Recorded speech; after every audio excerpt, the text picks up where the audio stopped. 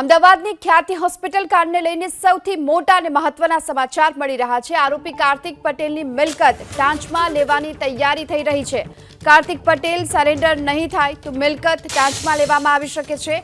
ગૃહ વિભાગે કાર્તિક પટેલની મિલકત ટાંચમાં લેવા માટેની તૈયારી શરૂ કરી છે અને મિલકત ટાંચમાં લેવા માટેની કાયદાકીય સંભાવનાઓ પણ અત્યારે ચકાસવામાં આવી રહી છે।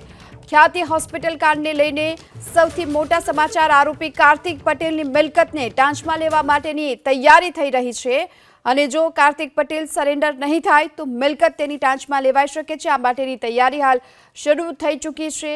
ગૃહ વિભાગે કાર્તિક પટેલની મિલકતને ટાંચમાં લેવા માટેની તૈયારી કરી છે અને આ માટે કાયદાકીય સંભાવનાઓ પણ અત્યારે ચકાસવામાં આવી રહી છે। ખ્યાતિ હોસ્પિટલ કાંડનો આરોપી કાર્તિક પટેલ કે જે હજુ પોલીસ પકડથી દૂર છે એવામાં તે જો સરેન્ડર નહીં કરે તો મિલકત ટાંચમાં લેવાશે। વધુ વિગતો મેળવીએ સંવાદદાતા હિરેન રાજગુરુ આપણી સાથે જોડાઈ ચૂક્યા છે। હિરેન, શું કાર્યવાહી થઈ રહી છે આ આરોપીની મિલકતને ટાંચમાં લેવા માટેની?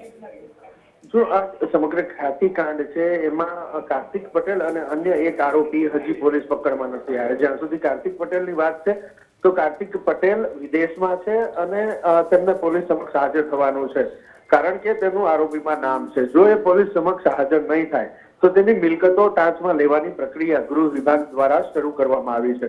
પ્રથમ પ્રક્રિયા જે હોય છે એ કોઈ પણ આરોપી જો પોલીસ પાસે આવતો નથી, સરેન્ડર નથી થતો અને વિદેશ હોય છે, આવા સંજોગોની અંદર તેમની મિલકત ટાંચમાં કેવી રીતે લઈ શકાય તેની જે શક્યતાઓ છે એ શક્યતાઓ ગૃહ વિભાગ દ્વારા ચકાસવામાં આવી છે। શક્યતાઓ એટલે કે કાનૂની રીતે કઈ હક મળેલા છે પોલીસને કે આવા કોઈ આરોપી હોય કે જેને આવા પ્રકારનું કૃત્ય કર્યું હોય તો તે પોલીસના હાથમાં ન આવે તો એની મિલકતો કેવી રીતે ટાંચમાં લઈ શકાય, આ શક્યતાઓ હાલ ચકાસવામાં આવી રહી છે। અને જ્યાં સુધી માહિતી મળી રહી છે ત્યાં સુધી વધીને 10 દિવસની અંદર જો કાર્તિક પટેલ હાજર નહીં થાય તો તેની મિલકત ટાંચમાં લેવાની પ્રક્રિયા પોલીસ શરૂ કરશે। આ પ્રકારની માહિતી હાલ જાણવા મળી છે અને પોલીસ પણ આ અંગેની કાનૂની સલાહ સૂચનો લઈ રહી છે।